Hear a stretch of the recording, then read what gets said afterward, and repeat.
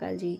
भक्तजनों, माँ भगवती अखंड ब्रह्मांड नायिका ब्रह्मास्त्र महाविद्या बगलामुखी मैया की आराधना गुरु मार्गी होकर गुरु परंपरा ऋषिकुल परंपराओं द्वारा शमशान में ही प्रारंभ की जाए तो अनंत गुणा शीघ्र शुभ फलकारी साधना मानी जाती है। यह अखंड ब्रह्मांड की दिव्य नायिका है और जहाँ जब संपूर्ण विज्ञान स्तंभित हो जाता है तब वहाँ से शुरू होती है श्री ब्रह्मास्त्र महाशक्ति की दिव्य और पूर्ण कृपा।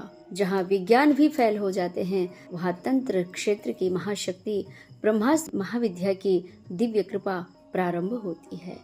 संपूर्ण अखंड ब्रह्मांड में जितनी ऊर्जाएं हैं उन सभी ऊर्जाओं का संचार माँ भगवती ब्रह्मास्त्र महाविद्या की कृपा से ही होता है। अनंत कोटि सूर्य समप्रभा, अनंत कोटि सूर्य भी मिलकर के भगवती ब्रह्मास्त्र महाविद्या की दिव्य कण मात्र किरणों के बराबर भी सामना नहीं कर पाती हैं।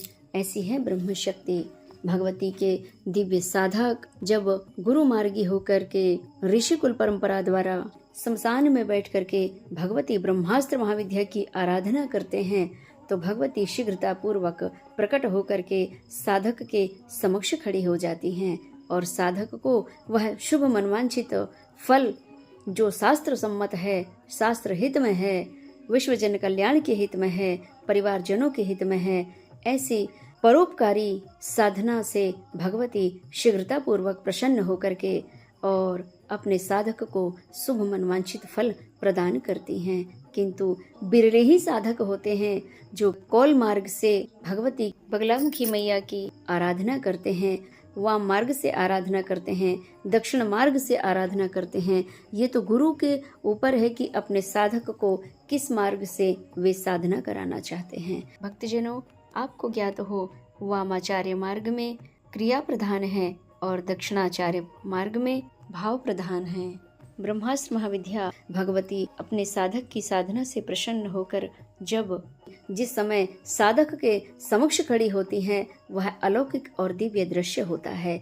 किंतु यह साधना प्रारंभ करने के लिए और पूर्ण करने के लिए आपको शमशान का स्थान चयन करना अति आवश्यक होता है। इसी प्रकार माँ बगलामुखी शक्ति सिद्ध पीठ जिला सिवनी मध्य प्रदेश में जो भगवती ब्रह्मास्त्र महाविद्या विद्यमान है वही शमशान के ऊपर ही विद्यमान है। यह पूर्ण सत्य जानकारी आपको प्राप्त होगी। और जहाँ भगवती ब्रह्मास्त्र महाविद्या स्वयं शमशान में विद्यमान रहती हैं वहाँ तो संपूर्ण अखंड ब्रह्मांड के 33 कोटि देवताओं का स्वतः ही निवास हो जाता है। उस भवन में, उस